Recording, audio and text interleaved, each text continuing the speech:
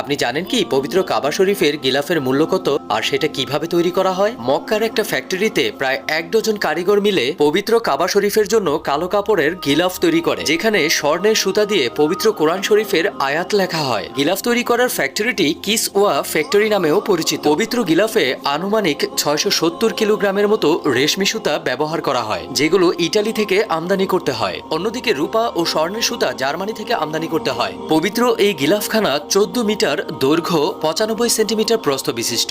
41 খণ্ড বস্ত্রখণ্ড একসাথে জোড়া দিয়ে তারপর এই গিলাফটি তৈরি করা হয়। 15 কেজি স্বর্ণের সুতা এখানে ব্যবহার করা হয়, যা তৈরিতে 17 মিলিয়ন সৌদি রিয়াল ব্যয় হয়। প্রতি বছর জিলহজ মাসের 10 তারিখে পবিত্র কাবা শরীফের পুরানো গিলাফ পরিবর্তন করে নতুন গিলাফ পরানো হয়, আর পুরানো গিলাফটাকে টুকরো টুকরো করে কেটে বিশেষ বিশেষ ব্যক্তিদের মাঝে বিলিয়ে দেওয়া হয়। মহান আল্লাহ তাআলা আমাদের পবিত্র কাবা শরীফের গিলাফের একটা টুকরো হাতে পাওয়ার তৌফিক দান করুন, আমিন।